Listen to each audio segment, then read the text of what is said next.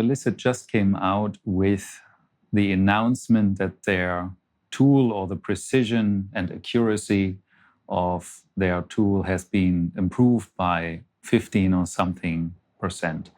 Sounds great, but my first instinct was, then how bad has it been up to now?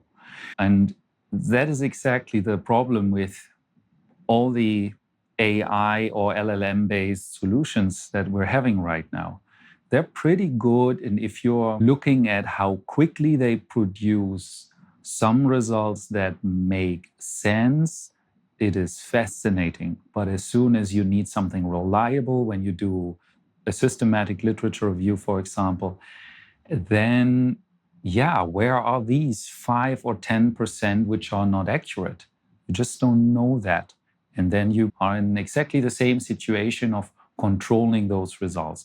And not only do you then search for where the inaccuracies are, you also then have to deal with the often mediocre summarizations and rewritings that are not exactly wrong, but they're just not as refined as a trained and experienced human would do that. So I recommend Elicit only in situations where you do not need accuracy, when you can work quick and dirty, and these are very few scenarios. If you maybe just want to explore some literature and see, is there even a research question that you want to work on, or you just have a kind of a quick question that you want to answer. But that basically defies the use of such a tool, because that you can do in other ways by just a very general PubMed research, where you just pull the first 3-4 papers who look appealing to you, and you just dig a little bit into a topic just to get a very unsystematic overview of something. Or you use a tool like Perplexity AI, where you put your research question in there and then you go into the academic mode. And then also you get some kind of a summary where you have some insight. You do not have the absolute guarantee for precision, because even though these tools like Perplexity AI advertise, we give you the sources and then you know where the information comes from. That is correct. They provide you with a source, but the probability that the source is being summarized and skimmed correctly, that probability still is not 100%. Just because the tool gives you the sources back and it looks so trust-inspiring, having on Perplexity these little 1, 2, 3s for the references, and it seems to press this button in us like, oh, there's a reference. I can trust that now. This is not what's happening. Yes, the GUI provides you with the references, but the probability that the actual information that is being extracted from these sources is at the level where the LLMs currently are. And sometimes when we verify references, it just is not at all correct. So you have to be aware of that when it comes to Perplexity AI. We love Perplexity AI to generate starting points or quick analyses to structure a topic for us, or basically just replacing Google. So I think when Perplexity set out to say, okay, we're the Google killer, basically, the Google replacement, they're on a good track to get there, because I haven't found myself really using any kind of simple, direct web search in a long time. So Perplexity or similar tools are then just more convenient. And also when you do a web search, you accept inaccuracy. And the inaccuracy here is in the time delay until you get to your information. So you have to filter yourself and select a source, then go in there, find the place where the information is. When you do a web search, there is the human labor integrated in that.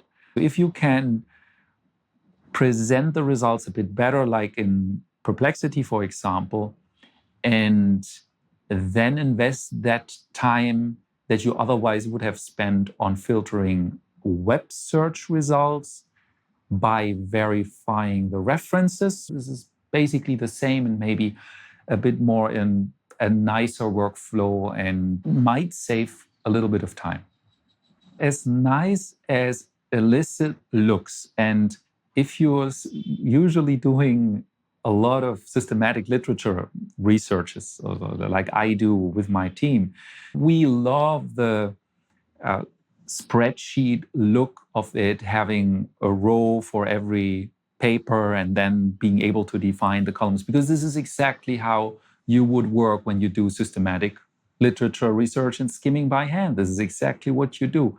Of course, it rings a bell with us when we see this spreadsheet and we're like, oh my God, how amazing would that be if the laborious part of the work could just be taken off our hands and we can do more the high-level thinking. But we're just not there yet. We might be, and we might be soon, I don't know. But as it stands for our current projects, I'm not even starting to put the data into Elicit, because once it's in there, then how do I move forward? It just would be one extra step. So for the most part, we're using the same old classical processes for systematic literature research. Instead of overly relying on AI tools, I think it's much more important to know the classical tools and processes well and be really organized and efficient there when it comes especially to systematic literature research. So how you manage the bibliographical database. Of course, I wouldn't want to miss these kind of tools, importing, exporting large numbers of references. I remember back in the days, 15 years ago, how I was typing manually references into a reference manager because the import-export was either unreliable or didn't really work yet, or I worked with a lot of literature that was not coming out of a digital bibliographic database. When you work with books, for example, and other kinds of sources, so there was a lot of manual work there. So just being efficient on that front, and also very efficient in how you then administer your citations and how you manage that systematically and in a way that you do not lose track of things. And staying organized is so much more time-saving in that whole process than relying on machine learning-based tools, which bring with them their own insecurities, their own issues, a new learning curve. From where I'm standing, these tools are better versions. And if you want to be a beta tester, then go ahead and do that. But you have to be realistic about what to expect. When it comes to tools for language correction, we use DeepL Pro. We're very happy with that and have tested more specific academic writing tools. I found none of them as compelling. They come out of the box with this marketing to be that complete, sorrow-free solution. They're a glorified spell check, and that's okay, but I found all the tools that I tested bloated and overly complicated for their only real benefit basically being just providing grammar, language, and style correction, which is great to have. But for that, I do not need a tool that complicates it for me to get started. With DeepL Pro, I just copy-paste the text I want to have looked at. I can modify it in the way I want. I can tinker around with some synonyms and variants for writing it. And also, I feel always in control of the language. For instance, I'm not a native speaker. I think it speeds up the process so much without, oh, there is now another suite of things and I have to put all my text there, but then how do I get it back out? It just didn't flow for me with the tools I've seen and I've tested. And probably in a year or two, when these become more integrated and more complete, I'm gonna have another look.